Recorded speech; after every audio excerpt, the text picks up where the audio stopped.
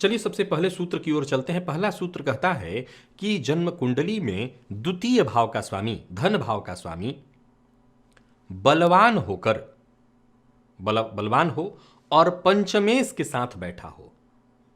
समझ गए आप? द्वितीय भाव धन का है और पांचवा भाव संतान का है।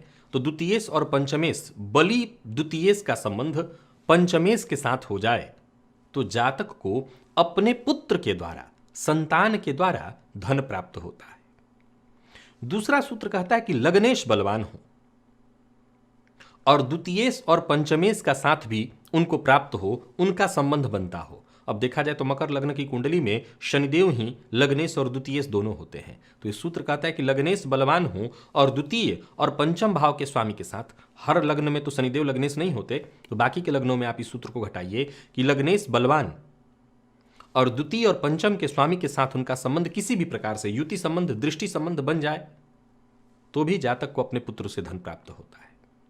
तीसरा सूत्र कहता है कि यदि पंचमेश नवमस्थ हो और नवमेश के साथ ही हो, पंचम भाव का स्वामी, संतान भाव का स्वामी आपकी कुंडली के भाग्य भाव में भाग्येश से युति बनाए हुए हो तो भी आपको अपने पुत्र से धन प्राप्त होने का योग है। और चौथा सूत्र कहता है कि संतान कारक देव गुरु बृहस्पति पंचम स्थान में हो और नवमेश से दृष्ट हो। देव गुरु का कुंडली के पंचम में होना और नवमेश से दृष्ट होना। अब मान लीजिए कि गुरु ही नवमेश हो अगर, और वो जाकर के पंचम में हो तो फिर ज्यादा दृष्टि की बात ही नहीं। ऐसे ही ये पुत्रतः धन प्राप्ति का योग हुआ। और पांचवा सूत्र कहता है कि पंचमेश और गुरु, पंचमेश यानी पंचम भाव का स्वामी और देव गुरु बृहस्पति संतान के कारक, ये नवमेश से युक्त होकर जाकर के युक्त हो, नवमेश से युक्त हो या नवमेश पंचम में हो। तो नवमेश का पंचम में होना अथवा पंचमेश और गुरु का नवमेश से युक्त होना भी जातक को पुत्र द्वारा ही धन प्राप्त कराता है। प्रिय दर्शकों, अब एक बड़ा गंभीर प्रश्न खड़ा है कि पुत्र द्वारा धन प्राप्ति का क्या मतलब हुआ।